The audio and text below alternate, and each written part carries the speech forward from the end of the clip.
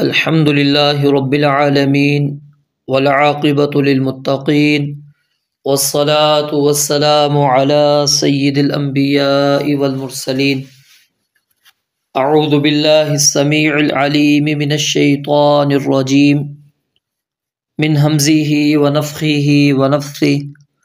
بسم اللہ الرحمن الرحیم. آج کے سبق میں ہم سورۃ الاحزاب آیت نمبر 9 سے لے کر 27 تک پڑھیں گے. ان دو رکوع کے اندر اللہ تعالیٰ نے غزوہ خندق، جس کو غزوہ احزاب بھی کہتے ہیں، اور غزوہ بنو قریظہ کا تذکرہ کیا ہے. یہاں پر جو تفصیل ہم پڑھیں گے قرآن مجید کے اندر، یہ تفصیل مؤرخین کے طریقے کے مطابق نہیں ہے، کیونکہ اللہ رب العالمین واقعات کو نصیحت اور عبرت کے لیے بیان فرماتے ہیں. کہیں پر واقعات جو بعد میں رونما ہوئے ان کا تذکرہ پہلے ملے گا، اور کہیں جن کا وقوع پہلے ہے ان کا تذکرہ آپ کو بعد میں ملے گا. تو یہ اللہ رب العالمین نے اپنی ایک ترتیب کے ساتھ اس واقعے کو بیان کیا، اور بیان کرنے کا جو بنیادی مقصد ہے وہ یہی ہے کہ ہمارے سامنے خالص ایمان والوں کا طریقہ وہ بھی سامنے آ جائے، اور منافقین کا طرز عمل کیا تھا وہ بھی ہمارے سامنے آ جائے، اور جنگی حالات میں مسلمان کو کون سا کردار ادا کرنا چاہیے اس کی بھی اللہ تعالیٰ نے ان آیات کے اندر نشاندہی کی ہے. تو یہ سبق انتہائی اہم ہے، اور اس کے اندر اللہ تعالیٰ نے بہت سی باتوں کا تذکرہ کیا. اپنی مدد اور اپنی نصرت، اس کا بھی ذکر اللہ رب العالمین نے کیا ہے، اور اہل ایمان، ان کے ایمان کی قوت، ان کے یقین کی مضبوطی، ان کے اندر ہمت، جمع مردی، ان چیزوں کو اللہ رب العالمین نے خاص طور پر یہاں پر بیان فرمایا ہے. تو اللہ رب العالمین نے یہاں پر جو پہلی آیت ابھی ہم پڑھیں گے، اس سے پہلے چند باتیں ہیں جو ہم اس غزوے کے حوالے سے، جنگ کے حوالے سے کرنا چاہتے ہیں، وہ سمجھ لیں. جیسا کہ میں نے آپ کو بتلایا کہ یہ غزوہ خندق کا تذکرہ ہے، جس کو غزوہ احزاب بھی کہتے ہیں. احزاب کیوں کہا جاتا ہے؟ یہ احزاب حزبن کی جمع ہے. کل کے درس میں آپ کو یہ بات نہیں بتا سکا میں، سورۃ الاحزاب کیوں کہا گیا تھا اس کو. احزاب یہ جمع ہے حزبن کی، کیونکہ اس کے اندر کئی قبائل وہ اکٹھے ہو کر مسلمانوں کے خاتمے کے لیے انہوں نے اپنی کوشش کی تھی. ان کے مطابق یہ تھا کہ ہم 10,000 کا لشکر ہیں اور مسلمان 1,000 ہیں، تو ہم جیسے ہی جائیں گے ان کے اوپر حملہ آور ہوں گے، مدینے کے اوپر قبضہ کر لیں گے، ان کی عورتوں کو قیدی بنا کر لے کر آ جائیں گے، ان کے بچوں کو قیدی بنا کر لے کر آ جائیں گے، ان کے بوڑھوں کو ہم قتل کر دیں گے. یعنی انہوں نے یہ بات سوچی ہوئی تھی کہ یہ ہمارے لیے انتہائی آسان ہے. لیکن 1 مہینے تک محاصرہ جاری رہا، اور ان کو یہ نہیں تھی کہ ہم 1 مہینے تک شاید ہماری یہ جنگ جا سکے. تو اس لیے ان کی تیاری مہینے کے اعتبار سے نہیں تھی. ان کی تیاری صرف اور صرف کیا تھی؟ یہی تھی کہ ہم مسلمانوں پر حملہ آور ہوں گے اور فوری طور پر ہم جنگ کا نتیجہ حاصل کر کے واپس آ جائیں گے. اور یہ جنگ یاد رکھیے جو غزوہ احزاب ہے، یہ مسلمانوں پر انتہائی مشکل ترین جنگ تھی. مسلمانوں پر انتہائی مشکل ترین جنگ تھی، اور اس کے اندر کئی واقعات میں آپ کے سامنے اشارتاً ذکر کروں گا. تو صحیح روایات کے مطابق شوال سن 5 ہجری میں غزوہ خندق، جس کو غزوہ احزاب بھی کہتے ہیں، واقع ہوا۔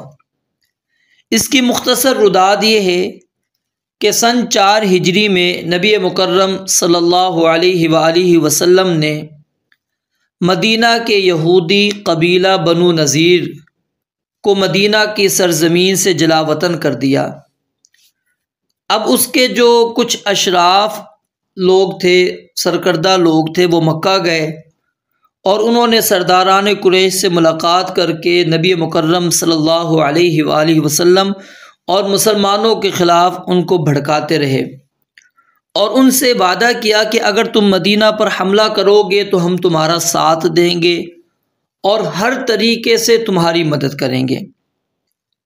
جب قریش نے آمادگی کا اظہار کیا تو پھر وہ نجد کے قبائل غطفان اور حذیل کی طرف گئے اور انہوں نے مدینہ پر حملے کے لیے اکسایا اور ہر ممکن طریقے سے امداد کرنے کا وعدہ کیا، یہاں تک کہ نجد کے قبائل بھی آمادہ ہو گئے۔ تو چنانچہ سن 5 ہجری میں ایک طرف ابو سفیان کی سرکردگی میں قریش اور ان کے حلیف قبائل کا لشکر، اور دوسری طرف غطفان، حذیل اور ان کے حلیف قبائل کا لشکر عیینہ بن حصن اس کی سرکردگی میں مدینہ پر حملہ کرنے کے لیے پہنچ گیا، یعنی جنوب اور مشرق سے مدینہ کا محاصرہ کر لیا گیا۔ شمال کی طرف سے بنو نذیر اور بنو قینقاع کے وہ یہودی آئے جن کو نبی مکرم صلی اللہ علیہ وسلم نے مدینہ سے جلا وطن کر دیا تھا، اور وہ خیبر اور وادی القریٰ میں جا کر آباد ہو گئے تھے۔ تو ان تمام لشکروں کی، یعنی جو ابو سفیان لشکر لے کر آیا، جو عیینہ بن حصن لے کر آیا، اور جو بنو نذیر اور بنو قینقاع کے یہودی تھے، ان تمام کی جو تعداد مجموعی طور پر وہ کتنی تھی؟ 10,000۔ جب نبی مکرم صلی اللہ علیہ وسلم نے حالات کا اندازہ کیا تو آپ نے صحابہ کرام رضوان اللہ علیہ مجمعین سے مشورہ کیا کہ اب کیا کیا جائے۔ تو سیدنا سلمان فارسی رضی اللہ تعالیٰ عنہ نے آپ کو خندق کھودنے کا مشورہ دیا، اور آپ علیہ السلام کو سیدنا سلمان فارسی رضی اللہ تعالیٰ عنہ کی رائے پسند آئی، اور ان کے مشورے کے مطابق نبی علیہ السلام نے ان سمتوں میں خندق کھدوائی۔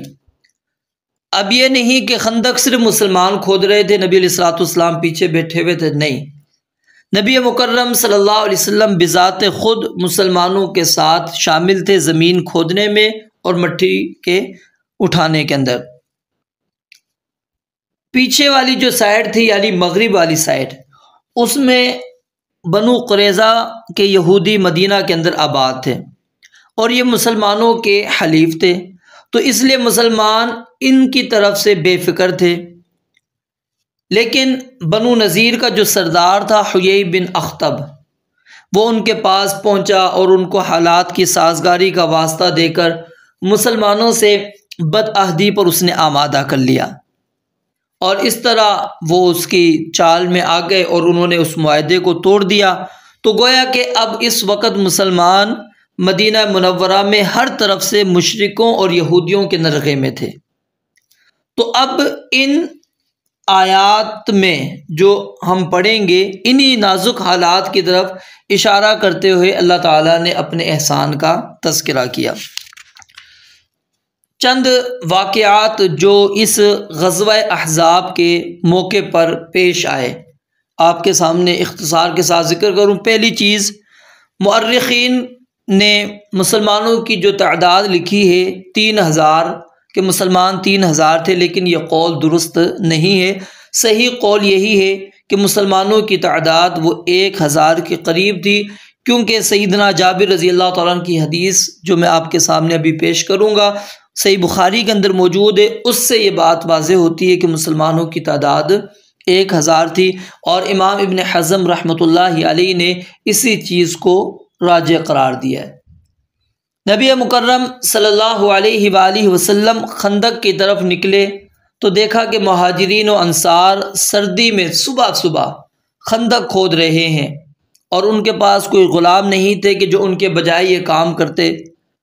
تو نبی علیہ الصلاۃ والسلام نے جب صحابہ کرام کی اس مشقت کو دیکھا اور ان کی بھوک کو دیکھا تو اللہ تعالیٰ کی بارگاہ میں آپ نے عرض کیا اللہم ان العیش عیش الآخرہ فاغفر للانصار والمہاجرہ، کہ اللہ زندگی تو بس یہ آخرت کی زندگی ہے، تو مہاجرین اور انصار کو بخش دے۔ تو صحابہ اکرام رضوان اللہ علیہ مجمعین نے بھی آپ کے اس دعا کا جواب دیا اور کیا کہا، نحن الذین بایعوا محمدا علی الجہاد ما بقینا ابدا، کہ ہم وہ ہیں جنہوں نے محمد الرسول اللہ صلی اللہ علیہ وآلہ وسلم کی جہاد پر بیعت کی ہے ہمیشہ کے لیے جب تک ہمارے جسم میں جان باقی ہے۔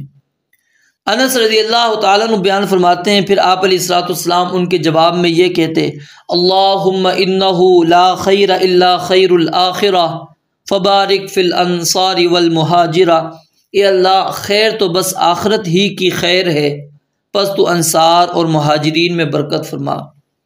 سیدنا انس رضی اللہ تعالیٰ عنہ بیان فرماتے ہیں کہ جب ہم خندق کھود رہے تھے ہمارے پاس کھانے کے لیے کچھ نہیں ہوتا تھا، صحابہ کرام کو 2 ہتھیلیاں بھرنے کے برابر جو دیے جاتے تھے اور ان کے لیے اس سے بدلی ہوئی بو والی چربی کے ساتھ کھانا تیار کیا جاتا تھا، جو لوگوں کے سامنے رکھا جاتا وہ بھوکے ہوتے اور یہ کھانا ان کے گلوں میں اٹکتا جس میں ناگوار بو ہوتی۔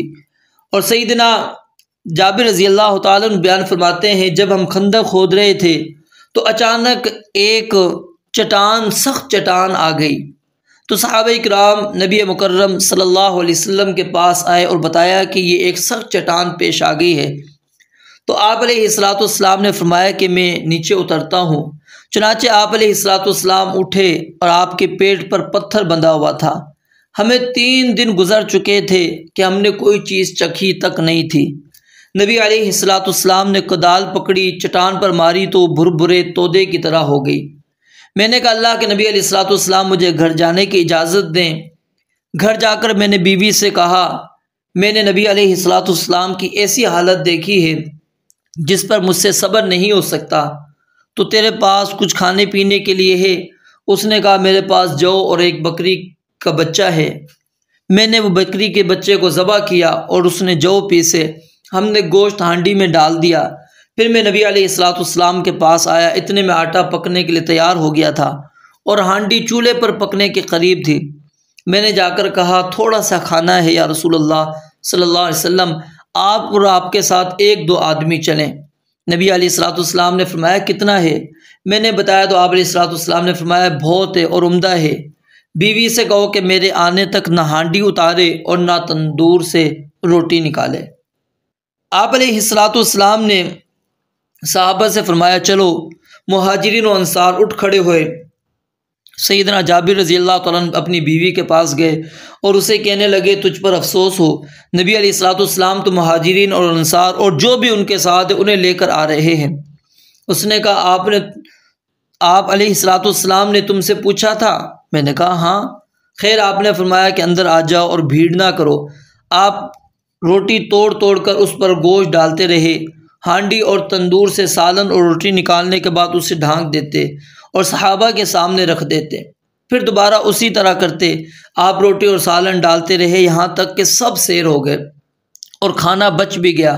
تو جابر رضی اللہ تعالیٰ عنہ کی بیوی سے فرمایا کہ کھاؤ اور ہدیہ بھی دو، لوگوں کو بھوک آ پہنچی ہے۔ اور اس سے اگلی روایت میں سیدنا جابر رضی اللہ تعالیٰ عنہ نے کہا کہ نبی علیہ الصلوۃ والسلام نے فرمایا کہ اپنے ساتھ روٹیاں پکانے والی ایک عورت اور بلا لو، اور جابر رضی اللہ تعالیٰ نے فرمایا کہ وہ 1000 تھے، اللہ کی قسم وہ کھانا کھا کر چھوڑ گئے، ہانڈی اسی طرح ابل رہی تھی اور آٹا پکایا جا رہا تھا۔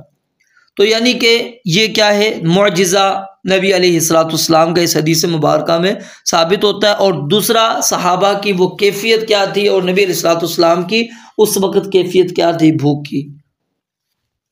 اور اسی حدیث سے مسلمانوں کی وہ جو تعداد ہے اس کا بھی علم ہو جاتا ہے۔ اب کفار وہ خندق عبور نہیں کر سکتے تھے کیونکہ مسلمانوں نے ایک مضبوط ترین دفاع کی یہ کوشش اپنی کی تھی، اور جب صحابہ کرام رضوان اللہ علیہ مجمعین خندق کھود رہے تھے تو بسا اوقات ایسے بھی ہوتا تھا کہ ان کی نماز رہ جایا کرتی تھی۔ سیدنا عمر رضی اللہ تعالیٰ عنہ خندق کے موقع پر سورج غروب ہونے کے بعد آئے اور قریش کو برا بلا کہتے ہوئے کہنے لگے کہ اللہ کی قسم، اے اللہ کے نبی علیہ الصلوۃ والسلام میں نماز کے قریب بھی نہیں جا سکا، حتیٰ کہ سورج ڈوبنے کے قریب پہنچ گیا۔ تو نبی علیہ الصلوۃ والسلام نے فرمایا کہ واللہ ما صلیتھا، اللہ کی قسم میں نے بھی عصر کی نماز نہیں پڑھی۔ تو ہم نبی علیہ الصلوۃ والسلام کے ساتھ بطحان میں اترے، آپ نے اور ہم نے نماز کے لیے وضو کیا۔ آپ نے سورج غروب ہونے کے بعد پہلے عصر پڑھی، پھر مغرب کی نماز پڑھی۔ اس سے یہ بھی ثابت ہوا کہ نماز جو ہے ترتیب کے ساتھ پڑھی جائے گی۔ اور اسی طرح عبداللہ بن ابی اوفا رضی اللہ تعالیٰ عنہ سے روایت ہے، فرماتے ہیں کہ نبی علیہ الصلوۃ والسلام نے احزاب کے خلاف بد دعا کی اور عرض کی، اللہم منزل الکتاب سریع الحساب احزم الاحزاب اللہم اہزمہم وزلزلہم، کہ اللہ کتاب کو نازل کرنے والے، بہت جلد حساب لینے والے، اہزم الاحزاب ان لشکروں کو شکست دے دے، اللہم اہزمہم وزلزلہم، اے اللہ انہیں شکست دے اور انہیں سخت ہلا دے۔ تو یہ نبی علیہ الصلوۃ والسلام سے چند چیزیں جو ہمیں ملتی تھی اس حوالے سے آپ کے سامنے ذکر کی، باقی انشاءاللہ ساتھ ساتھ ہم بیان کرتے چلیں گے۔ اعوذ باللہ من الشیطان الرجیم، یا ایہا الذین آمنوا، اے لوگو جو ایمان لائے ہو، اذکروا تم یاد کرو، نعمت اللہ اللہ تعالیٰ کی نعمت کو، علیکم اپنے آپ پر۔ کون سی نعمت؟ اذ جاءتکم جب آئے تم پر، اذ جاءتکم جب آئے تم پر، جنودن کئی لشکر۔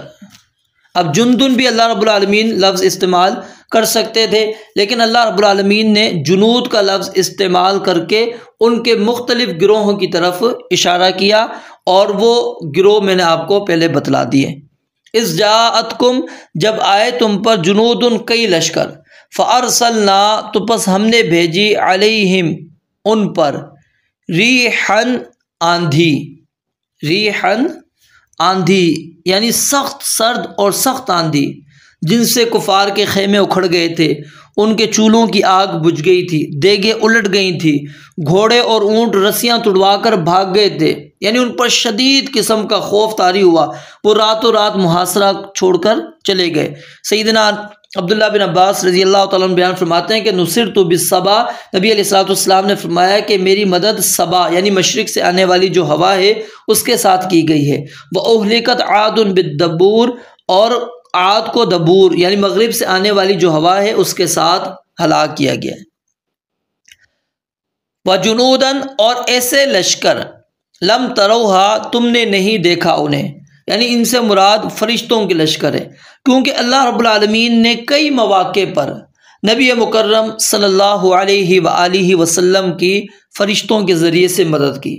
کچھ لوگ یہاں پر وہ کہتے ہیں کہ یہاں پر یہ بات کہ فرشتے نہیں آئے تھے، یہ بات ان کی درست نہیں ہے، کیونکہ صحیح حدیث موجود ہے صحیح بخاری کے اندر، جب نبی علیہ الصلوۃ والسلام جنگ سے واپس ہو گئے، اس کے بعد آپ نے اپنے اسلحے کو اتارا، غسل کیا، تو جبریل امین علیہ الصلوۃ والسلام اور آئے، آپ نے فرمایا کہ آپ نے تو اسلحہ رکھ دیا، اللہ کی قسم ہم نے ابھی تک اسلحہ نہیں رکھا۔ تو یعنی یہ دلیل ہے اس بات کی کہ اس جنگ کے اندر کیا ہے، اللہ تعالیٰ کی مدد اور نصرت فرشتوں کے ذریعے سے ہوئی تھی۔ وَجُنُودًا، اور ایسے لشکر، لم تروہا تم نے نہیں دیکھا انہیں، وَكَانَ اللَّهُ، اور ہمیشہ سے ہے اللہ تعالیٰ، بما اس کو جو تعملون تم کرتے ہو، بصیرا خوب دیکھنے والا، یعنی اللہ رب العالمین جو تم عمل کر رہے ہو اس کو اللہ رب العالمین دیکھ رہا ہے۔ اگر اب بھی ایمان ایسا ہو، اعلاء کلمت اللہ کے لیے بندہ جنگ کرے، لڑائی کرے، استقامت اختیار کرے، تو اللہ رب العالمین ضرور مدد کرتا ہے۔ تو میں نے جیسا کہ آپ کو بتایا کہ یہ جنگ کیا ہے، کفار کی طرف سے مسلمانوں پر حملہ آور ہونے کی سب سے بڑی مہم تھی، اور اس کا انجام کیا ہوا کہ اس کے بعد وہ اتنے لشکر کبھی جمع ہی نہ کر سکے، اور نہ پھر کبھی وہ مدینہ پر حملہ آور ہو سکے، کیونکہ نبی علیہ الصلوۃ والسلام نے پہلے ہی اس کی اب پیشن گوئی فرما دی تھی کہ الآن نغزوہم ولا یغزوننا، اب ہم ان کے اوپر حملہ آور ہوں گے، وہ ہم پر حملہ آور نہیں ہوں گے۔ نحن نسیر الیہم، ہم ان کی طرف پیش قدمی کریں گے۔ یہاں پر اب غور کریں نا اس آیت کے اندر کہ اللہ رب العالمین نے جنگ کا نتیجہ اس آیت میں بیان کر دیا ہے، ٹھیک ہے؟ حالات ابھی آئیں گے جنگ کے۔ اللہ تعالیٰ نے شروع کے اندر ہی کیا فرمایا کہ ایمان والو اذکروا نعمت اللہ علیکم، کہ جو اللہ تعالیٰ نے تم پر اپنا انعام کیا ہے، اپنا فضل کیا ہے، اپنا احسان کیا ہے، اس فضل اور اس احسان کو یاد کرو۔ کیونکہ سورت کے شروع کے اندر ہم نے کیا پڑھا تھا، اس کو بھی سمجھ لیں تو بات سمجھنے میں اور آسانی ہوگی۔ سورت کے شروع میں اللہ تعالیٰ نے آپ علیہ الصلوۃ والسلام کو تقوی اس کا حکم دیا تھا، اور اس بات کا حکم دیا کہ علی الاعلان اللہ تعالیٰ کا حکم آپ نے سنانا ہے، کفار اور منافقین کی آپ نے پرواہ نہیں کرنی اور اس پر عمل کرنا ہے، اور ہر کام میں اللہ تعالیٰ پر توکل کرنا ہے۔ تو اب اللہ تعالیٰ نے اس کا نتیجہ یہاں پر بیان فرمایا ہے کہ جو بندہ تقوی اختیار کرتا ہے، اللہ تعالیٰ پر توکل کرتا ہے، تو اللہ تعالیٰ اس کے لیے کافی ہو جاتا ہے۔ اور اس کی دلیل کیا ہے کہ جنگ احزاب میں اللہ تعالیٰ نے مسلمانوں کی مدد کی، نصرت کی، اور اللہ تعالیٰ نے اسی نصرت کا یہاں پر ذکر کیا ہے اور اسی نعمت کو اللہ تعالیٰ نے یاد کروایا۔ فرمایا کہ اذ جاءتکم جنود، جب تم پر لشکر آ گئے ہیں۔ کون سے لشکر آ گئے؟ قریش کے لشکر آ گئے، غطفان، حذیل، ان کے حلیف قبائل آ گئے، پھر بنو نذیر، بنو قینقاع، اور پھر اسی طرح جو ہے بنو قریظہ، یہ سب کے سب آ گئے۔ اللہ فرماتے ہیں فَأَرْسَلْنَا عَلَيْهِمْ رِيحًا، ہم نے تیز آندھی ان کے اوپر بھیجی اور ایسے لشکر بھیجے کہ لم تروہا، جن کو تم نہیں دیکھ رہے تھے۔ وَكَانَ اللَّهُ بِمَا تَعْمَلُونَ بَصِيرًا، اور اللہ تعالیٰ جو کچھ تم کر رہے تھے، یعنی تم دشمن کے مقابلے میں جو کچھ کر رہے تھے، خندق کھود رہے تھے، بھوک پیاس کو برداشت کر رہے تھے، خوف کی سختیاں برداشت کر رہے تھے، تم نے استقامت اختیار کر رکھی تھی، اللہ تعالیٰ سب کچھ دیکھ رہا تھا۔ تو اللہ تعالیٰ کو تمہاری اس حالت پر رحم آیا اور اللہ رب العالمین نے تمہاری غیب سے مدد فرمائی۔ اذ جاؤکم، جب وہ آ گئے تم پر، من فوقکم، تمہارے اوپر سے۔ اس سے مراد مدینہ کا بالائی حصہ ہے، یعنی مشرقی جانب سے۔ اس طرف سے عیینہ بن حصن کی جو قیادت میں قبیلہ غطفان، عوف بن مالک کی قیادت میں قبیلہ حوازن، اور طلیحہ بن خویلد اسدی کی قیادت میں نجد کے قبائل آئے تھے، اور ان کے ساتھ بنو نذیر کے یہودی بھی مل گئے تھے۔ وَمِنْ أَسْفَلَ مِنْكُمْ، اور تمہارے نیچے سے۔ نیچے کی جانب سے مراد مدینہ کا مغربی حصہ ہے۔ اس طرف سے ابو سفیان بن حرب، اس کی قیادت میں کفار مکہ اور کچھ دوسرے لوگ آئے تھے، اور حالت جنگ میں بنو قریظہ نے بھی صلح توڑ دی اور دشمن کے ساتھ مل گئے۔ وَإِذْ، اب یہاں پر مزید اللہ تعالیٰ اس کیفیت کو بیان کر رہے ہیں، اس خوف کی کیفیت کو، اس کی سختی کو بیان فرما رہے ہیں کہ کتنا سخت وہ وقت تھا۔ فرمایا کہ اذ جاؤکم من فوقکم، جب وہ آ گئے تم پر تمہارے اوپر سے، ومن اسفل منکم، اور تمہارے نیچے سے، وَإِذْ زَاغَتِ الْأَبْصَارُ، اور جب ٹیڑھی ہو گئیں آنکھیں۔ زاغا اس کا معنی کیا ہوتا ہے؟ جھکنا، ٹیڑھا ہونا۔ ما زاغ البصر وما طغى، کہ نبی علیہ الصلوۃ والسلام کی نگاہ نہ ادھر ہوئی نہ ادھر ہوئی، نہ حد سے آگے بڑھی۔ اللہ تعالیٰ نے آنکھ کے اوپر، نیچے اور دائیں بائیں کی جہتوں میں حرکت کرنے کی خاص کیفیت رکھی ہے۔ جب انسان زیادہ خوف یا گھبراہٹ میں ہوتا ہے تو نگاہ ان جہتوں سے پھر جاتی ہے، پھر کبھی وہ کھلی کی کھلی رہ جاتی ہے، جیسا کہ اللہ تعالیٰ نے فرمایا فَإِذَا هِيَ شَاخِصَةٌ أَبْصَارُ الَّذِينَ كَفَرُوا، تو اچانک کیا ہوگا کہ ان لوگوں کی آنکھیں کھلی کی کھلی رہ جائیں گی جنہوں نے کفر کیا۔ اور کبھی ایسا ہوتا ہے کہ ایک ہی طرف پھری ہوئی رہ جاتی ہیں، جیسا کہ اس آیت میں ہے، اور کبھی بے اختیار گھومنے لگتی ہیں، جیسا کہ آگے آئے گا تدور اعینہم کالذی یغشی علیہ من الموت۔ تو یہ کیا ہے؟ مراد یہاں پر خوف کی شدت ہے۔ فرمایا وَإِذْ زَاغَتِ الْأَبْصَارُ، اور جب ٹیڑھی ہو گئیں آنکھیں، وَبَلَغَتْ، اور پہنچ گئے، القلوب، دل، الحناجر، حناجر یہ حنجرتن کی جمع ہے، اور حنجرہ کس کو کہتے ہیں؟ حلق کا آخری حصہ، یعنی یہاں پر خوف کی شدت کی تصویر کھینچی گئی ہے۔ بعض کہتے ہیں کہ یہ تشبیہ نہیں ہے، یہ حقیقت ہے کہ جب انسان کی یہ کیفیت ہو جاتی ہے تو انسان کا دل جو ہے وہ گلے کی طرف اس کو دھکا لگتا ہے، اور اس لیے بزدل کو کیا ہے یہ کہا جاتا ہے کہ انتفخ منخروہ، یعنی اس کا پھیپڑا پھول گیا۔ خوف کی وجہ سے دل گلے کی طرف جب چلا جاتا ہے تو بسا اوقات کیا ہے انسان کا سانس بھی بند ہو جاتا ہے اور آدمی فوت ہو جاتا ہے۔ اور نبی علیہ الصلوۃ والسلام نے اس قسم کا جو انسان اس کو بدترین انسان قرار دیا، فرمایا شر ما فی رجل شح حالع و جبر خالع، کہ بدترین چیز جو آدمی میں ہے وہ شدید حرص ہے جو بے حوصلہ بنا دینے والی ہے، اور بزدلی ہے جو دل نکال دینے والی ہے۔ فرمایا وہ بلغت القلوب، اور پہنچ گئے دل، الحناجر گلوں تک، یعنی حلق کے آخری حصے تک، وتظنون، اور تم گمان کرتے تھے۔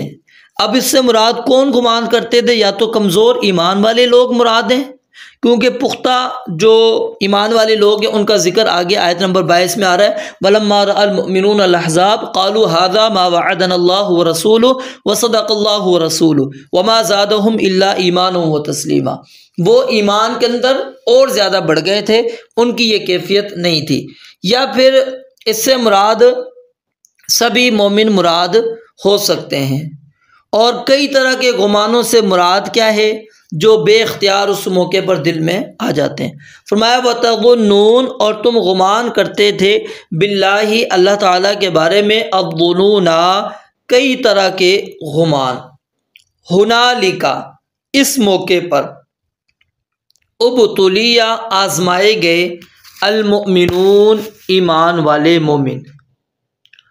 یعنی اس موقع پر اللہ رب العالمین فرماتے ہیں ہم نے سخت حالات کیوں پیدا کیے؟ کیونکہ اللہ تعالیٰ کا یہ ایک اصول ہے، ضابطہ ہے، اللہ تعالیٰ آزمائش کرتے ہیں، دیکھتے ہیں کون سخت حالات میں ایمان پر قائم رہتا ہے اور کون ہے جو پیچھے ہٹ جاتے ہیں۔ فرمایا ہنالک ابتلی المؤمنون، اس موقع پر آزمائے گئے مومن، وزلزلوا، اور ہلائے گئے، زلزالا شدیدا، بہت سخت ہلایا جانا۔ وہ کیسے ہلائے گئے کہ چاروں طرف سے لشکروں کا ہجوم، اور شہر کے اندر سے بنو قریظہ کی عہد شکنی۔ تو اب یہ خبر مسلمانوں کی حالت کیا ہے جو اللہ تعالیٰ نے اس حالت میں بیان فرما دی، اور اس وقت خوف کی حالت اور مسلمانوں کی جان فشانی کا اگر اندازہ کرنا ہو تو آپ سیدنا زبیر اور سیدنا حذیفہ رضی اللہ تعالیٰ عنہ کے بیانات سے لگا سکتے ہیں۔ جابر رضی اللہ تعالیٰ عنہ بیان فرماتے ہیں، صحیح بخاری کی روایت ہے کہ نبی علیہ الصلوۃ والسلام نے احزاب کے دن فرمایا کہ من یأتینا بخبر القوم، کہ ہمارے پاس کون ہے جو بنو قریظہ کے یہودی لوگوں کی خبر لے کر آئے؟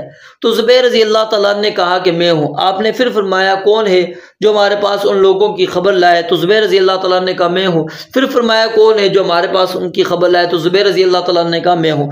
آپ نے فرمایا کہ ان لکل نبی حواریًا، کہ ہر نبی کا ایک حواری خاص مددگار ہوتا ہے، وان حواریہ الزبیر، اور میرا جو حواری ہے وہ زبیر ہے۔ اور اسی طرح ابو ابراہیم تیمی ان کے والد بیان کرتے ہیں کہ ہم سیدنا حذیفہ رضی اللہ تعالیٰ عنہ کے پاس تھے، ایک آدمی کہنے لگا کہ اگر میں نبی علیہ الصلوۃ والسلام کو پا لیتا تو آپ کے ساتھ مل کر لڑتا اور پوری کوشش لگا دیتا۔ تو سیدنا حذیفہ رضی اللہ تعالیٰ عنہ نے کہا تو ایسا کرتا؟ حالانکہ میں نے اپنے آپ کو اور اپنے ساتھیوں کو نبی علیہ الصلوۃ والسلام کے ساتھ احزاب کی رات دیکھا، اور ہمیں سخت آندھی اور سردی نے گھیرا ہوا تھا۔ نبی علیہ الصلوۃ والسلام نے فرمایا کہ الا رجل یأتینی بخبر القوم، کیا کوئی آدمی ہے جو میرے پاس ان لوگوں کی خبر لائے؟ جعلہ اللہ عز وجل معی یوم القیامہ، اللہ تعالیٰ اسے قیامت کے دن میرے ساتھ کر دے گا۔ ہم خاموش رہے، کسی نے آپ کو جواب نہیں دیا۔ پھر فرمایا کیا کوئی آدمی ہے جو میرے پاس ان لوگوں کی خبر لائے تو اللہ تعالیٰ اسے قیامت کے دن میرے ساتھ کر دے گا۔ سیدنا حذیفہ کہتے ہیں ہم خاموش رہے، کسی نے آپ کو جواب نہیں دیا۔ تو آپ علیہ الصلوۃ والسلام نے فرمایا کہ قم یا حذیفہ، اے حذیفہ آپ کھڑے ہو جاؤ، اٹھو، فأتنا بخبر القوم، اور ہمارے پاس ان لوگوں کی خبر لے کر آؤ۔ اب کہتے ہیں میرے پاس کوئی اور چارہ نہیں تھا، کیونکہ آپ نے میرا نام لے کر مجھے اٹھنے کا حکم دیا تھا۔ تو آپ نے فرمایا کہ جاؤ، فأتنی بخبر القوم، میرے پاس قوم کی خبر لے کر آنا، ولا تزعرهم علیہ، لیکن انہیں مجھ پر اکسانا نہیں، یعنی کوئی ایسا کام نہ کرنا جس کی وجہ سے بھڑک اٹھے۔ کہتے ہیں جب میں آپ کے پاس سے نکلا تو ایسے محسوس ہوتا تھا جیسے میں حمام میں چل رہا ہوں، یہاں تک کہ میں ان کے پاس پہنچ گیا۔ میں نے دیکھا کہ ابو سفیان آگ کے ساتھ اپنی پیٹھ سینک رہا تھا۔ میں نے تیر کمان پر چڑھایا اور ارادہ کیا کہ اس سے نشانہ بناؤں، تو مجھے نبی علیہ الصلوۃ والسلام کی بات یاد آ گئی کہ انہیں مجھ پر اکسانا دینا۔ کہتے ہیں میں اگر تیر مار دیتا تو وہ سیدھا اس سے لگتا، پھر میں واپس آ گیا اور ایسے ہی محسوس ہوتا تھا جیسے میں حمام میں چل رہا ہوں۔ جب میں آپ کے پاس پہنچا تو میں نے آپ کو ان لوگوں کی خبر بیان کی اور فارغ ہوا تو مجھے سردی نے آ لیا۔ نبی علیہ الصلوۃ والسلام نے مجھے اپنا ایک زائد کمبل جو تھا آپ علیہ الصلوۃ والسلام اوڑھ کر نماز ادا کیا کرتے تھے وہ آپ نے مجھے دیا۔ میں صبح سے سوتا رہا۔ جب صبح ہوئی تو آپ نے فرمایا کہ قم یا نعمان، بہت زیادہ سونے والے اب اٹھ جاؤ۔ تو یہ کیا ہے، کیفیت تھی اس سختی کی کہ سخت سردی ہے، اور صحابہ کرام رضوان اللہ علیہم اجمعین میں خوف کی کیفیت جو اللہ تعالیٰ نے یہاں پر بیان فرمائی۔ لیکن اس کے باوجود دیکھیں مسلمانوں کے زبان پر کفر یا مایوسی کا کوئی بھی لفظ نہیں آیا، کوئی کفر والا لفظ، کوئی مایوسی والا لفظ نہیں آیا، اور یہی اہل ایمان کا طرز عمل ہونا چاہیے جنگی حالات کے اندر۔ وَإِذْ يَقُولُ الْمُنَافِقُونَ، اب اللہ تعالیٰ منافقین کے بارے میں بیان فرما رہے ہیں۔ فرمایا وَإِذْ، اور یاد کیجئے اس وقت کو جب یقول المنافقون، کہہ رہے تھے منافق لوگ، والذین فی قلوبہم، اور وہ لوگ جن کے دلوں میں مرض، ایک بیماری ہے، ایک بیماری۔ اب جو آپ نے سورہ بقرہ کے اندر پڑھا فی قلوبہم مرض، وہاں پر بھی اللہ تعالیٰ نے یہی مرض کا لفظ ذکر کیا تھا، تو وہاں پر جو ہے تنوین تعظیم اور تحویل کے لیے تھی، اور یہاں پر فی قلوبہم مرض کے اندر جو تنوین ہے یہ تنکیر اور تبعیض کے لیے ہے، یہ فرق ہے دونوں کے اندر۔ فرمایا کہ وَإِذْ يَقُولُ الْمُنَافِقُونَ، اور جب کہہ رہے تھے منافق لوگ، وَالَّذِينَ، اور وہ لوگ، فی قلوبہم مرض، جن کے دلوں میں ایک بیماری ہے، کہ ما وعدنا اللہ، نہیں وعدہ کیا ہم سے، کس نے؟ اللہ تعالیٰ نے، ورسولہ، اور اس کے رسول نے، الا غرورا، مگر دھوکہ دینے کے۔ یعنی نبی علیہ الصلوۃ والسلام جب جنگ خندق کے دوران نبی علیہ الصلوۃ والسلام وہ چٹان توڑ رہے تھے، آپ نے صحابہ کرام رضوان اللہ علیہم اجمعین کو کئی بشارتیں سنائی۔ نبی علیہ الصلوۃ والسلام نے 3 ضربوں کے اندر اس کدال کے ٹکڑے ٹکڑے کر دیے، وہ کیا نام ہے، اس چٹان کے ٹکڑے ٹکڑے کر دیے، اور ہر ضرب پر اس سے ایک چمک نکلتی تھی۔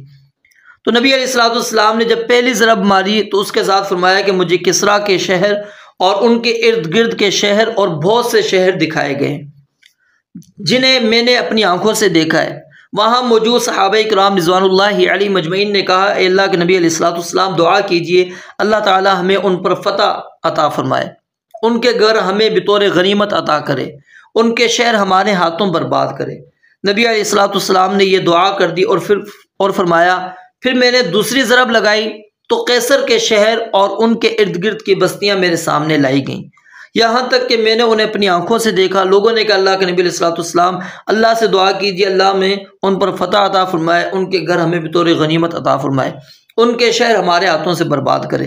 نبی علیہ الصلوۃ والسلام نے یہ بھی دعا کر دی اور فرمایا، پھر میں نے تیسری ضرب ماری تو حبشہ کا شہر اور ان کے گرد کے بستیاں میرے سامنے لائی گئیں، حتیٰ کہ میں نے انہیں اپنی آنکھوں سے دیکھا۔ اس وقت نبی علیہ الصلوۃ والسلام نے فرمایا، حبشیوں کو اپنے حال پر رہنے دو جب تک کہ وہ تمہیں تمہارے حال پر رہنے دیں، اور ترکوں کو کچھ نہ کہو جب تک وہ تمہیں کچھ نہ کہیں۔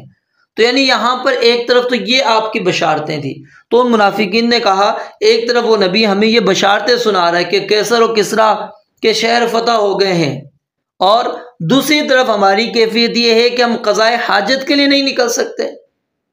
یہ کہتا ہے کہ آسمان سے فرشتے اتریں گے، یہ اتنی دیر کیوں لگ رہی ہے؟ حالانکہ وہ یہ چاہتے تھے شاید کہ ہم نے کلمہ پڑھ لیا اور فوراً اللہ کی مدد آ جائے، لیکن نہیں، اللہ تعالیٰ کا اصول اور قانون کیا ہے کہ اللہ رب العالمین پہلے آزمائش کرتے ہیں، امتحان کرتے ہیں۔ وَلَنَبْلُوَنَّكُمْ حَتَّى نَعْلَمَ الْمُجَاهِدِينَ مِنْكُمْ وَالصَّابِرِينَ وَنَبْلُوَ أَخْبَارَكُمْ أَمْ حَسِبْتُمْ أَن تَدْخُلُوا الْجَنَّةَ وَلَمَّا يَأْتِكُمْ مَثَلُ الَّذِينَ خَلَوْا مِنْ قَبْلِكُمْ مَسَّتْهُمُ الْبَأْسَاءُ وَالضَّرَّاءُ وَزُلْزِلُوا حَتَّى يَقُولَ الرَّسُولُ وَالَّذِينَ آمَنُوا مَعَهُ مَتَى نَصْرُ اللَّهِ أَلَا إِنَّ نَصْرَ اللَّهِ قَرِيبٌ أَمْ حَسِبْتُمْ أَن تَدْخُلُوا الْجَنَّةَ وَلَمَّا يَعْلَمِ اللَّهُ الَّذِينَ جَاهَدُوا مِنكُمْ وَيَعْلَمَ الصَّابِرِينَ۔ یہ ساری آیتیں اس بات کی دلیل ہیں کہ اللہ تعالیٰ کا اصول ہے، اللہ تعالیٰ آزمائش کرتے ہیں۔ أَحَسِبَ النَّاسُ أَن يُتْرَكُوا أَن يَقُولُوا آمَنَّا وَهُمْ لَا يُفْتَنُونَ وَلَقَدْ فَتَنَّا الَّذِينَ مِن قَبْلِهِمْ۔ اللہ کہتے ہیں ہم نے آزمائشیں پہلے لوگوں کی بھی کی، ان کی بھی آزمائش ہوگی۔ تو لیکن منافق کیا ہے، انہوں نے کیا کہا کہ اللہ اور اس کے رسول نے نعوذ باللہ ہمارے ساتھ دھوکہ دینے کا وعدہ کیا ہے، یہ جھوٹا وعدہ ہے کہ اللہ کی مدد آئے گی، نصرت آئے گی، یہاں تو کچھ بھی نہیں آ رہا۔ وَإِذْ، اور یاد کیجئے اس وقت کو جب قالت طائفتن، کہا ایک گروہ نے، منہم ان میں سے، یا اہل یثرب، اے اہل یثرب یعنی یثرب والو۔ یثرب یہ مدینہ کا پرانا نام تھا، نبی علیہ الصلوۃ والسلام کی آمد کے بعد اس کا نام مدینۃ النبی رکھا گیا، اور اختصاراً ہم اس کو کیا کہتے ہیں، مدینہ۔ اور احادیث کے اندر اس چیز کی باقاعدہ وضاحت موجود ہے۔ لا مقام، ٹھہرنے کی کوئی صورت نہیں ہے، لکم، تمہارے لیے، یعنی اب تم ان کفار کا یہ 10,000 کا لشکر ہے اور چاروں طرف سے تمہارا محاصرہ ہو چکا ہے، تم ان کے سامنے نہیں لڑ سکتے ہیں۔ اب تم کیا ہے، اس صلہ پہاڑی اور خندق کے درمیان اب یہاں پر تم نہیں رہ سکتے، لا مقام، ٹھہرنے کی اب کوئی صورت نہیں ہے تمہارے پاس۔ فرجعوا، پس واپس چلے جاؤ۔ اس کے دو مطلب ہیں، ایک تو یہ کہ مدینہ واپس چلو، اور یہ بھی ہے کہ دوبارہ پہلے دین پر واپس آ جاؤ، مشرکین کے ساتھ مل جاؤ، پھر وہ تمہیں کوئی نقصان نہیں پہنچائیں گے۔ یعنی گویا کہ انہوں نے مسلمانوں کو ارتداد کی ترغیب دی، لیکن الفاظ ایسے استعمال کیا، اگر بعض پرس کریں تو کہیں گے ہمارا مطلب کیا تھا، مدینہ میں واپس ہو جاؤ۔ وَيَسْتَأْذِنُ، اور اجازت مانگتا تھا، فریقٌ، ایک گروہ، منہم، ان کا، النبی، نبی مکرم صلی اللہ علیہ وسلم سے۔ کیا اجازت مانگتے تھے اور کیا کہتے تھے، یقولون، کہتے تھے، ان بیوتنا، بے شک ہمارے گھر، عورت، غیر محفوظ ہیں، ہمارے گھر غیر محفوظ ہیں، وما ہی بعورت، حالانکہ نہیں ہے وہ ہرگز غیر محفوظ، ان یریدون، نہیں وہ ارادہ رکھتے، الا فرارا، سوائے بھاگنے کے، یعنی وہ بھاگنا چاہ رہے تھے، ان کی اجازت مانگنے کا مقصد کیا تھا، کسی طرح میدان جنگ سے بھاگ جائیں، وگرنہ مدینہ کے گھر محفوظ اور غیر محفوظ نہیں تھے۔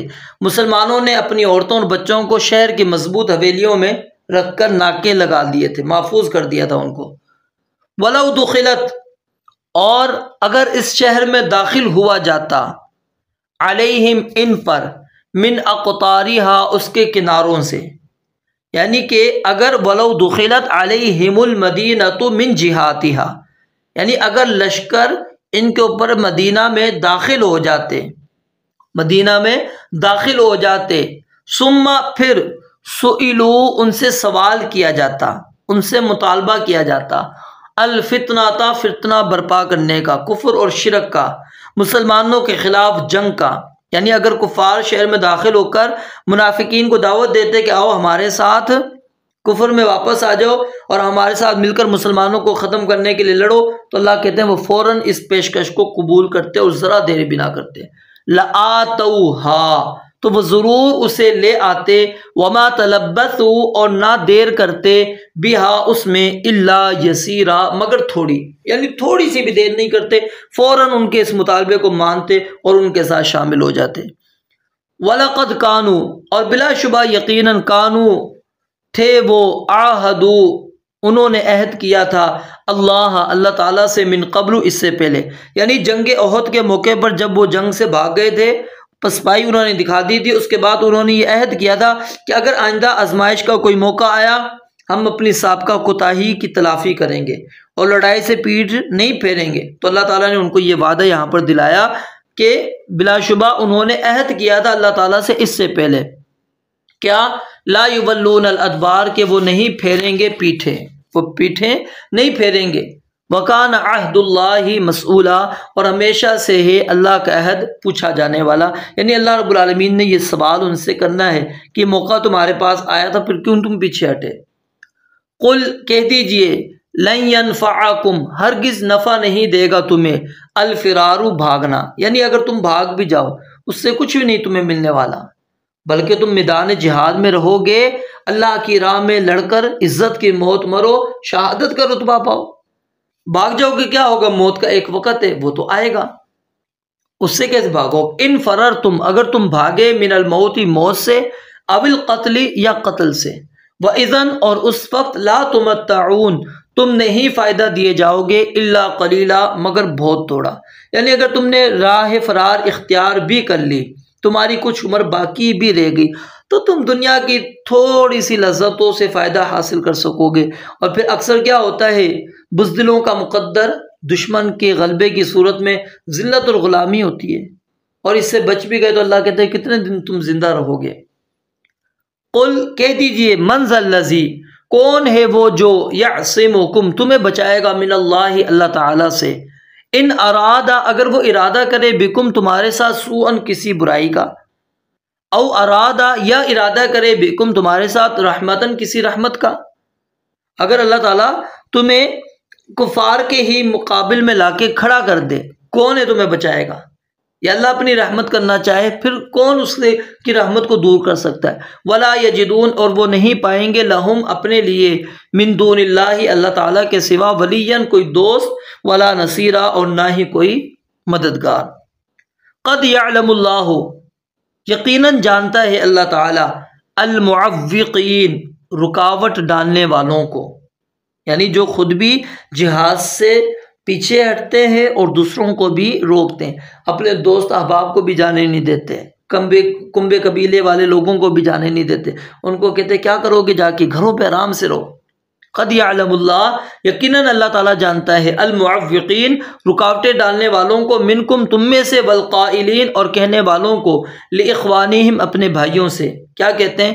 ہلم، آ جاؤ، الینا، ہماری طرف، ولا یأتون البأس، اور وہ نہیں آتے لڑائی میں، الا قلیلا، مگر بہت کم، یعنی کبھی کبھار آ جاتے ہیں دکھاوے کے لیے اور نام لکھوانے کے لیے آ جاتے ہیں بس، اور کوئی اللہ کہتے ہیں نہیں ہے ان کا مقصد۔ اشحتن، اس حال میں کہ سخت بخیل ہیں، اشحتن، یہ شحیحن کی جمع ہے، اس شحیح کس کو کہتے ہیں؟ سخت حرص اور بخل کے مجموعے کو۔ سخت حرص یعنی لالچ ہو سخت قسم کی، اور بخل بھی ہو، اس کو کہتے ہیں الشح۔ اشحتن علیکم، اس حال میں کہ سخت بخیل ہیں، علیکم، تم پر، فاذا جاء الخوف، پس جب آ پہنچے خوف، رأیتہم، تو انہیں دیکھے گا، ینظرون، وہ دیکھتے ہیں، الیک، آپ کی طرف، اس طرح کہ تدور، گھومتی ہیں، اعینہم، ان کی آنکھیں، کالذی، اس شخص کی طرح، یغشا، غشی ڈالی جاتی ہے، علیہ، اس پر، من الموت، موت کی، یعنی جس طرح موت کے وقت انسان کی آنکھیں ہوتی ہیں اس طرح وہ دیکھ رہا ہوتا ہے۔ فاذا ذهب الخوف، پھر جب جاتا رہے خوف، سلقوکم، تو سخت تکلیف دیں گے تمہیں۔ سلق یسلق، عربی زبان میں ایک جملہ ہے، سلقہ بالصوت، یعنی اسے کوڑے سے اتنا مارا کہ اس کی کھال اتار دی۔ سلق اللحم عن العظم، ہڈی سے گوشت اتار دیا، یعنی جب کوئی کسی کو سخت بات کہے تو اس کے لیے سلقہ بالکلام، یہ لفظ استعمال ہوتا ہے۔ سلقوکم، تو سخت تکلیف دیں گے تمہیں، بألسنۃ حداد، تیز زبانوں کے ساتھ، حداد یہ جمع ہے حدیدن کی، تیز۔ اشحتن، پھر وہی لفظ آ گیا جو پیچھے پڑا، اس حال میں کہ سخت حریص ہیں، علی الخیر، مال پر، یہاں مال غنیمت مراد ہے۔ اولئک لم یؤمنوا، یہ لوگ ایمان نہیں لائے، فاحبط اللہ، تو ضائع کر دی اللہ تعالیٰ نے، اعمالہم، ان کے اعمال، وکان ذلک علی اللہ یسیرا، اور ہمیشہ سے یہ اللہ رب العالمین پر بہت آسان ہے۔ یحسبون الاحزاب، وہ گمان کرتے ہیں لشکروں کو، کہ لم یذہبوا، کہ وہ نہیں گئے، یعنی لشکر بھاگ گئے، میدان چھوڑ گئے، جنگ ختم ہو گئی ہے، لیکن اس کے باوجود اللہ کہتے ہیں منافقین کی حالت کیا ہے؟ ایسی ہے کہ وہ سمجھتے ہیں، گمان کرتے ہیں کہ الاحزاب لم یذہبوا، کہ لشکر ابھی تک گئے نہیں ہیں، وہ آ جائیں گے۔ وَإِن یأتی الاحزاب، اور اگر آ جائیں لشکر، یودوا، تو وہ پسند کریں گے، لو انہم، کاش کہ وہ، بادون، باہر نکلے ہوئے ہوتے، بادون کا معنی کیا ہے کہ وہ شہر سے دور جنگل کے اندر رہنے والے ہوتے، دور دراز کسی اجاڑ گاؤں میں رہنے والے ہوتے، بس کسی آتے جاتے سے پوچھ لیتے بتاؤ بھائی لڑائی ختم ہو گئی، کیا ہوا، کیا نتیجہ نکلا لڑائی کا، بس اور کوئی مقصد نہیں۔ اللہ فرماتے ہیں، اللہ کہتا ہے اگر یہ تمہارے ساتھ ہوتے بھی تو کیا ہوتا، ان کے دل تو مردہ ہیں، کھوکھلے ہو چکے ہیں، یہ لڑیں گے کیا، بہادری ان کے اندر ہے ہی نہیں۔ فرمایا کہ لو انہم، کاش کہ وہ بادونا باہر نکلے ہوئے ہوتے، فی الاعرابی بدویوں میں، یسألونا پوچھتے ہوتے، عن انبائکم تمہاری خبروں کے بارے میں، ولو کانوا اور اگر وہ ہوتے، فیکم تم میں، ما قاتلوا تو نہ لڑتے، الا قلیلا مگر تھوڑے۔ یعنی یہاں پر ہم نے ان آیات کے اندر کیا ہے، ان منافقین کا طرز پڑھا کہ ان کی کیفیت اس خوف کے عالم کے اندر، جب لشکر چاروں طرف سے مدینہ پر حملہ آور ہو گئے، اس وقت ان کی کیفیت کیا تھی، یہ آپ نے ان آیات کے اندر مطالعہ کر لی۔ آگے اللہ رب العالمین جو بات بیان فرما رہے ہیں وہ کیا ہے، اگرچہ یہ آیت جہاد کے بارے میں نازل ہوئی ہے، لیکن یہ اس کے الفاظ کیا ہیں، عام ہے، اور ہر موقع اور ہر محل کے لیے عام ہے، کیونکہ نبی علیہ الصلوۃ والسلام کے اقوال، آپ کے افعال، آپ کے احوال مسلمانوں کے لیے بہترین نمونہ ہے۔ اور اس بات یاد رکھیے، دو طرح کا ہوتا ہے، ایک اچھا اسوہ ہوتا ہے، اچھا نمونہ، اور دوسرا اسوہ سیئہ۔ اسوہ حسنہ تو صرف نبی علیہ الصلوۃ والسلام ہی ہے، کیونکہ آپ کی پیروی کرنے والا صراط مستقیم پر چل کر عزت اور نعمت کی جنت تک پہنچ جائے گا، اور جو آپ کے خلاف ہوگا وہ اسوہ سیئہ ہے، ٹھیک ہے۔ جیسا کہ کفار کو جب نبی علیہ الصلوۃ والسلام کی پیروی یا انبیاء کی پیروی کا کہا جاتا تھا، وہ کیا کہتے تھے، انا وجدنا آباءنا علی امہ وانا علی آثارہم مہتدون، ہم تو انہی کے قدموں کے نشانوں پر راہ پانے والے۔ تو اللہ تعالیٰ فرماتے ہیں، لقد بلا شبہ یقیناً، کانا ہمیشہ سے ہے، لکم تمہارے لیے، فی رسول اللہ اللہ تعالیٰ کے رسول میں، اللہ تعالیٰ کے رسول میں ہمیشہ سے ہے، کیا ہے، اسوۃ حسنۃ اچھا نمونہ، اسوہ قدوہ جس کی پیروی کی جائے، ٹھیک ہے۔ یعنی نبی علیہ الصلوۃ والسلام کیا جنگ سے پیچھے رہے ہیں؟ کیا نبی علیہ الصلوۃ والسلام نے اس موقع پر تمہیں آگے کر دیا اور خود پیچھے بیٹھ گئے تھے؟ نہیں، بلکہ خود نبی علیہ الصلوۃ والسلام ہر کام کے اندر پیش تھے، خندق کھودنے کے معاملے میں، کدال چلانے کے معاملے میں، مٹی ڈھونے کے معاملے میں، جنگی ترانے آپ کے صحابہ کے ساتھ پڑھ رہے تھے، بھوکے رہنے میں، بیدار رہنے میں، پوری جنگ میں بنفس نفیس نبی علیہ الصلوۃ والسلام محاذ پر موجود تھے صحابہ کے ساتھ۔ پھر یہ نہیں، اس سے پہلے مکہ کے اندر، طائف کے اندر کفار کی طرف سے آنے والی تکلیفیں برداشت کرتے رہے، پھر ہجرت کی خاطر جو آپ نے سفر کیا، ٹھیک ہے، احد میں پیش آنے والے جو واقعات، زخم آپ کو لگے، آپ کے دندان مبارک شہید ہوئے، غرض آپ کی پوری زندگی ہر مشکل مرحلے میں کیا ہے، سب سے آگے نبی علیہ الصلوۃ والسلام تھے، اور تمہارے لیے بہترین نمونہ ہے۔ تم آخر بزدلی کیوں دکھاتے ہو؟ لقد کان لکم، یقیناً بلا شبہ، کانا ہمیشہ سے ہے، لکم تمہارے لیے، فی رسول اللہ اللہ تعالیٰ کی رسول میں، اسوۃ حسنہ اچھا نمونہ، لمن اس شخص کے لیے جو کان یرجو اللہ امید رکھتا ہو اللہ تعالیٰ کی، یعنی اللہ تعالیٰ سے ملاقات کی، اللہ پر ایمان لے کر آئے اور اس سے ملاقات، اس کے دیدار کی امید ہو، والیوم الآخر اور یوم آخر کی، آخرت پر ایمان اور اس کے ثواب کی بھی امید ہو، وذکر اللہ اور یاد کرے اللہ تعالیٰ کو، کثیراً بہت زیادہ، یعنی تین جن کے اندر وصف ہوں گے وہی لوگ اسوہ حسنہ پر چل پڑیں گے، اور اللہ تعالیٰ ان کو توفیق دیتے ہیں۔ پہلی، اللہ تعالیٰ پر ایمان ہو، اس سے ملاقات اور اس کے دیدار کی امید ہو، اور نمبر 2 آخرت پر ایمان اور اس کے ثواب کی امید، اور نمبر 3 کثرت سے اللہ تعالیٰ کو یاد۔ اور یہ تینوں چیزیں جس بندے کے اندر ہوتی ہیں وہ ہمیشہ اپنے آپ کو اس چیز پر مستعد تیار رکھتا ہے کہ نبی علیہ الصلوۃ والسلام کی پیروی کرے، کیونکہ کافر و منافق اس کا نہ اللہ پر ایمان ہوتا ہے، نہ آخرت پر ایمان ہوتا ہے، نہ ہی اس نے کبھی اپنے رب کو یاد کیا ہوا ہوتا ہے، تو اسی لیے نبی علیہ السلام اس کے لیے نمونہ نہیں ہے۔ وَلَمَّا رَأَى الْمُؤْمِنُونَ الْأَحْزَابَ، اب یہاں سے اللہ تعالیٰ اہل ایمان کا تذکرہ کر رہے ہیں کہ وہ کفار کے لشکروں کی کثرت تعداد سے، محاصرے کی سختی سے، سردی اور بھوک کی شدت سے، بنو قریظہ کی عہد شکنی کی وجہ سے، جتنے بھی سخت حالات ہو چکے، جو شکوک و شبہات پیدا کیے گئے، اس کے باوجود ان کی کیفیت کیا تھی؟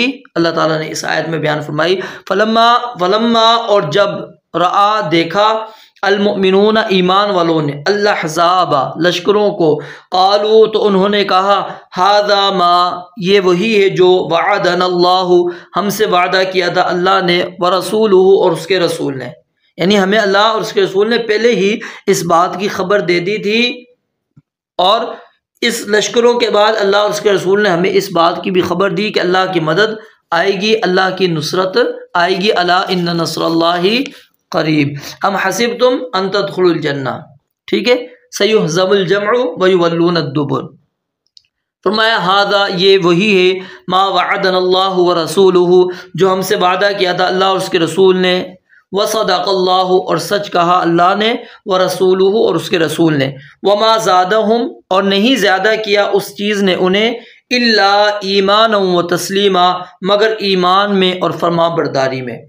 یہ آیت اس بات کی دلیل ہے کہ آدمی کے ایمان میں زیادتی اور کمی ہوتی ہے، اور امام بخاری رحمۃ اللہ علیہ نے صحیح بخاری کے اندر 8 آیات اور متعدد احادیث اس بات پر دلالت کے لیے ذکر کی ہیں، لیکن اس کے باوجود جو لوگ اس بات پر مصر ہیں کہ ایمان ایک ہی حالت میں رہتا ہے، نہ اس میں کمی ہوتی ہے نہ زیادتی ہوتی ہے، ان کو سوچنا چاہیے کہ وہ غلط راستے پر ہیں، صحیح راستے پر آئیں، اور جو قرآن و حدیث سے جو مسئلہ ثابت ہے اس کو وہ اختیار کریں۔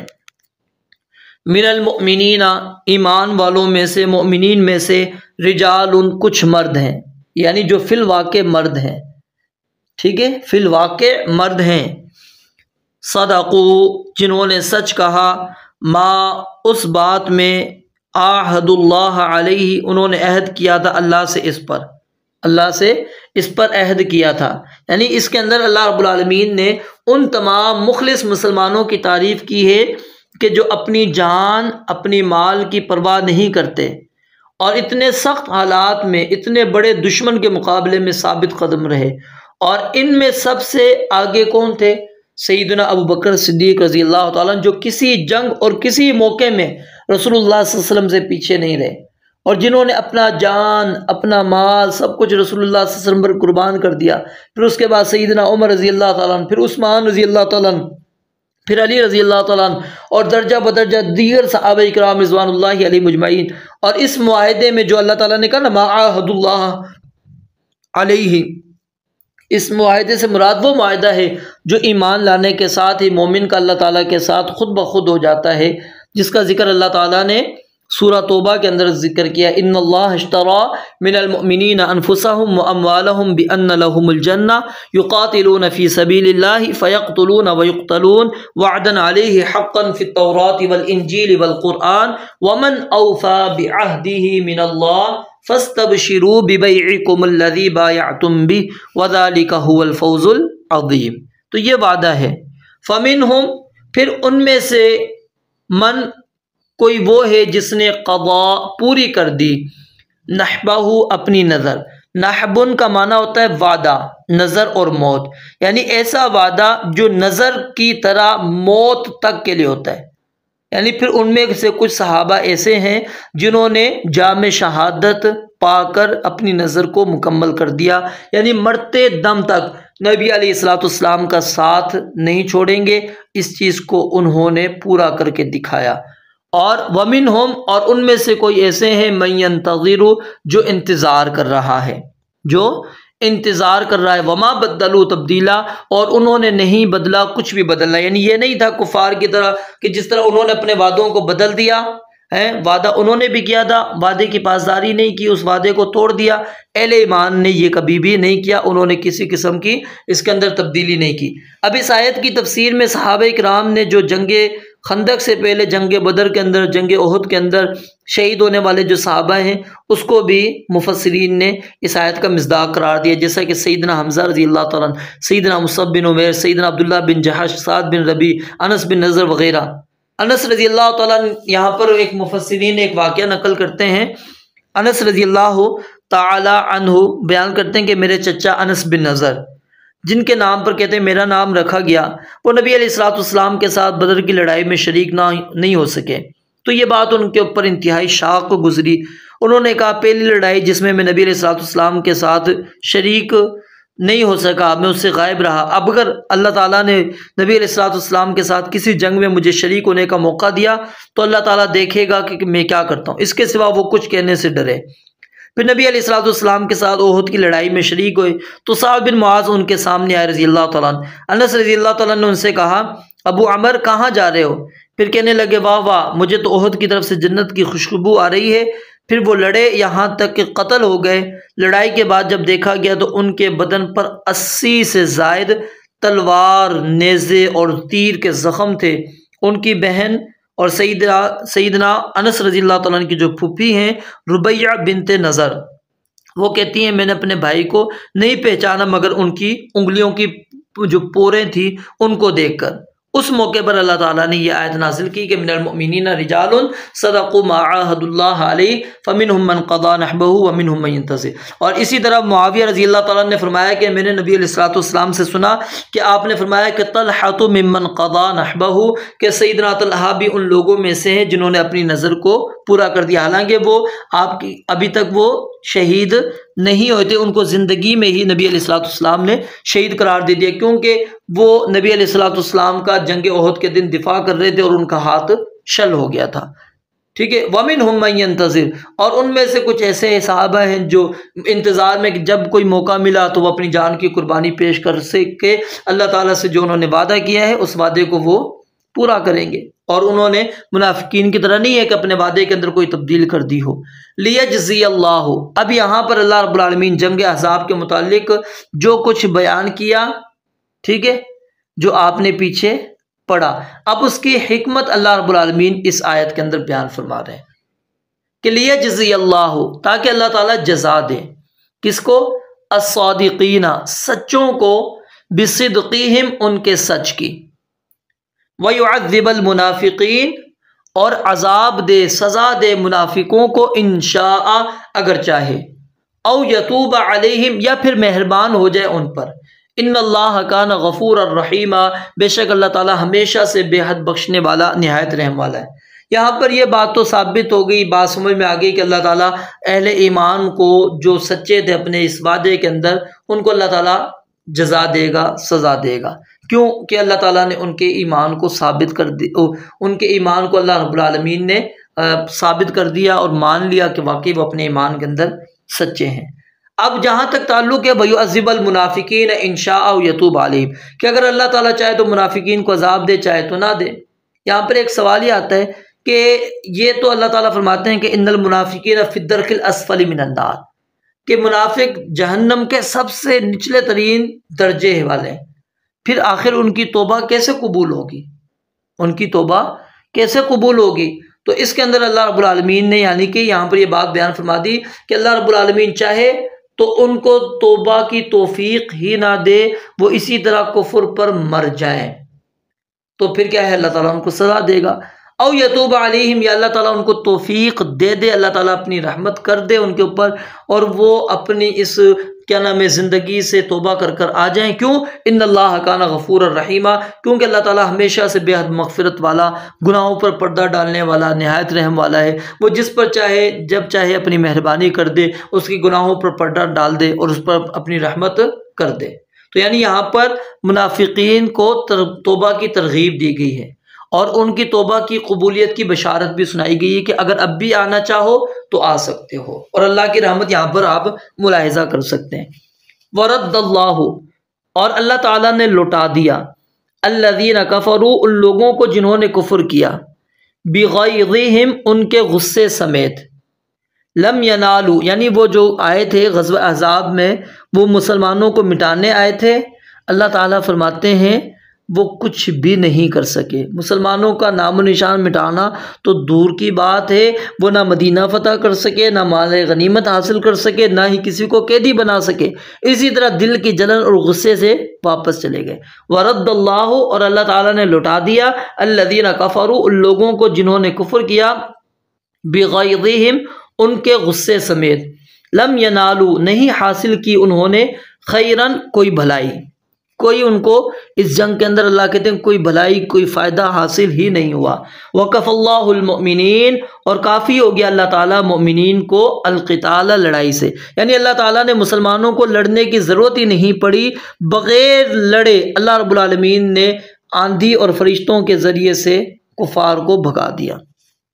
ٹھیک ہے، وَكَانَ اللَّهُ قَوِيًّا عَزِيزًا، اور اللہ تعالیٰ ہمیشہ سے بے حد قوت والا، سب پر غالب ہے۔ یعنی اتنی تعداد تیاری کے باوجود کفار کا بھاگ جانا یہ عقل سے بعید ہے اور نہایت حیران کن واقعہ ہے۔ تو اللہ تعالیٰ نے فرمایا کہ یہ اللہ تعالیٰ ہمیشہ سے بے حد قوت والا ہے، سب پر غالب ہے، تو اس کے لیے کوئی مشکل یہ کام نہیں ہے۔ وَأَنزَلَ الَّذِينَ، اور اس نے اتار دیا، الذین ان لوگوں کو جنہوں نے ظاہروہم ان کی مدد کی۔ اب یہاں پر تذکرہ ہو رہا ہے کن کا؟ جنہوں نے معاہدہ توڑا تھا، بنو قریظہ، بنو قریظہ، ان کا تذکرہ یہاں پر اس آیت کے اندر ہو رہا ہے۔ وَأَنزَلَ الَّذِينَ، اور اس نے اتار دیا، الَّذِينَ ان لوگوں کو جنہوں نے ظاہروہم ان کی مدد کی، من اہل الکتاب اہل کتاب میں سے، من صیاصیہم، کہاں سے اتار دیا؟ ان کے قلعوں سے۔ صیاصی یہ سیاتن کی جمع ہے، جیسے جولاہے کا تانے اور بانے کے دھاگوں کو سیدھا کرنے والا جو آلہ ہوتا ہے اس کو بھی کہتے ہیں۔ مرغ کا کانٹا جو اس کی ٹانگ کی ایک طرف نکلا ہوتا ہے اس کو بھی کہتے ہیں۔ اسی طرح گائے اور ہرن کا جو سینگ ہوتا ہے اس کو بھی کہا جاتا ہے۔ اور قلعہ ہر وہ چیز جس کے ساتھ کوئی اپنا دفاع اور حفاظت کرتا ہے اس کو سیاسی کہا جاتا ہے۔ تو یعنی قریش، بنو غطفان اور ان کے ساتھ آنے والے سب، اللہ تعالیٰ فرماتے ہیں واپس جانے کے ساتھ غزوہ احزاب تو ختم ہو گیا، لیکن بنو قریظہ کے ساتھ ابھی معرکہ ختم نہیں ہوا، کیونکہ انہوں نے اس موقع پر نبی علیہ الصلوۃ والسلام سے اور مسلمانوں کے ساتھ جو معاہدہ کیا تھا اس معاہدے کو توڑا تھا۔ اور معاہدہ کیا تھا کہ باہر سے آنے والے حملہ آور کے مقابلے میں مسلمان اور یہودی ایک دوسرے کی مدد کریں گے، لیکن یہ یہودیوں نے وعدہ توڑا اور قریش اور ان اتحادی لشکروں کے ساتھ اس بات پر انہوں نے اتفاق کر لیا تھا کہ وہ مسلمانوں کے پیچھے سے مدینہ پر ان پر حملہ آور ہوں گے۔ تو جب نبی علیہ الصلوۃ والسلام کو اس بات کا علم ہوا تو آپ علیہ الصلوۃ والسلام نے سیدنا سعد بن معاذ کو، سعد بن عبادہ کو اور ایک اور انصاری صحابی کو اس بات کی تحقیق کے لیے بھیجا اور فرمایا کہ اگر وہ صلح پر قائم ہو تو سب کے سامنے بیان کر دینا، اگر معاملہ اس کے برعکس ہو تو اشارے سے ہمیں بات سمجھا دینا۔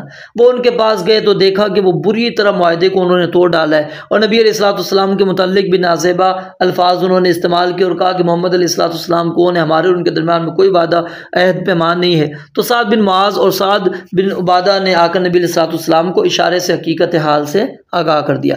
تو بنو قریظہ کے ارادے انتہائی خطرناک تھے، لیکن اللہ تعالیٰ نے انہیں ناکام و نامراد کر دیا۔ قریش اور ان کے درمیان جو بے اعتمادی پیدا ہو گئی، ان کے قریش کے ساتھ مل کر مسلمانوں کے خلاف لڑنے کی نوبت ہی نہیں آئی۔ آخر کار کیا ہے، وہ قلعوں میں بند ہو کر مقابلے پر آمادہ ہو گئے، اور 1 مہینے تک مسلمانوں نے ان کا کیا کیا؟ محاصرہ کیا۔ اور پھر اس کے بعد وہ اس بات پر آمادہ ہوئے کہ جو سعد بن معاذ رضی اللہ تعالیٰ عنہ فیصلہ کریں گے ہم اس فیصلے کو تسلیم کریں گے۔ تو سعد بن معاذ رضی اللہ تعالیٰ عنہ نے یہ فیصلہ کیا کہ ان کے جو بوڑھے ہیں، ان کے جو لڑنے والے ہیں، جو لڑائی کے قابل مرد ہیں، ان کو قتل کر دیا جائے اور بچوں اور عورتوں کو لونڈی اور غلام بنا لیا جائے۔ تو نبی علیہ الصلوۃ والسلام نے سیدنا معاذ رضی اللہ تعالیٰ عنہ کے سعد کے اس فیصلے کو کہا، آپ علیہ الصلوۃ والسلام نے کہ قضیت بحکم اللہ، کہ آپ نے تو وہی فیصلہ کیا جو اللہ رب العالمین نے فیصلہ کیا تھا، یا اللہ رب العالمین جو بادشاہ کے فیصلہ ہے اس کے مطابق آپ کا فیصلہ ہے۔ تو بنو قریظہ کے ایک صحابی ہیں عطیہ قرظی، وہ بیان کرتے ہیں کہ میں بنو قریظہ کے قیدیوں میں سے تھا۔ مسلمان دیکھتے تھے کہ جس کے زیر ناب بال اگے ہوتے تھے اسے قتل کرتے تھے۔ جب انہوں نے مجھے دیکھا تو میرے ابھی تک بال نہیں اگے تھے، انہوں نے مجھے چھوڑ دیا۔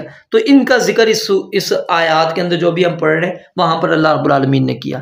فرمایا وقذف، اور ڈال دیا، فی قلوبہم ان کے دلوں میں، الرعب، رعب، ان کے دلوں میں کیا ہے؟ روب ڈال دیا، کیونکہ نبی علیہ الصلوۃ والسلام جنگ خندق سے واپس آئے، آپ نے غسل کیا، پچھلے بھی آپ کو یہ روایت سنا دی، اور نبی علیہ الصلوۃ والسلام غسل فرما رہے تھے تو سیدنا جبریل علیہ السلام آئے اور کہنے لگے آپ نے ہتھیار رکھ دیا، ہم فرشتوں نے ابھی تک ہتھیار نہیں رکھے، بنو قریظہ کی طرف چلیں۔ تو نبی علیہ الصلوۃ والسلام نے اس وقت پھر فرمایا کہ لا یصلین احد العصر الا فی بنی قریظہ، کہ کوئی شخص عصر کی نماز نہ پڑھے مگر بنو قریظہ میں جا کر پڑھے۔ پھر آپ نے جا کر ان کا محاصرہ کیا، وہ جو 1 مہینے تک محاصرہ رہا۔ فریقاً ایک گروہ کو تقتلون تم قتل کرتے تھے، وتأسرون اور قید کرتے تھے، فریقاً ایک گروہ کو، یعنی جو لڑنے کے قابل تھے ان کو تم نے قتل کیا، اور جو عورتیں اور بچے تھیں ان کو تم نے قیدی بنا لیا۔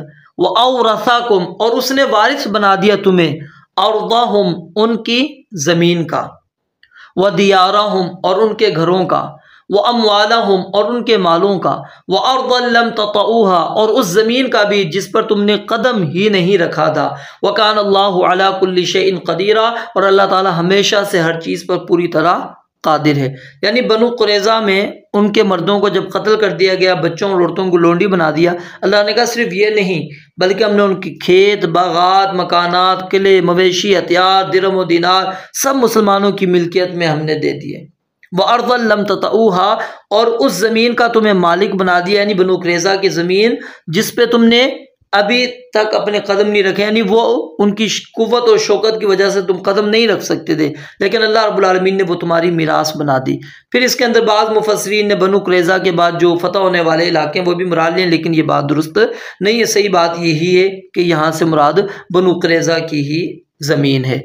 تو اللہ تعالیٰ نے یہاں پر ان آیات کے اندر جو ابھی تک ہم نے پڑھا، دونوں چیزیں ہمارے سامنے رکھ دی کہ اللہ تعالیٰ کس طرح اہل ایمان کی مدد کرتے ہیں، اللہ تعالیٰ ان کو کس طرح قوت بخشتے ہیں، اللہ تعالیٰ ان کو کیا مقام اور کیا عزت دیتے ہیں، اور کفار و منافقین ان کا طرز عمل بھی ہمارے سامنے ہے۔ تو اس لیے ہمیں نبی علیہ الصلوۃ والسلام کی ہی زندگی کو اسوہ سمجھنا چاہیے۔ رب العالمین سے دعا ہے اللہ تعالیٰ سمجھنے عمل کرنے کی توفیق عطا فرمائے۔ وآخر دعوانا الحمد للہ رب العالمین۔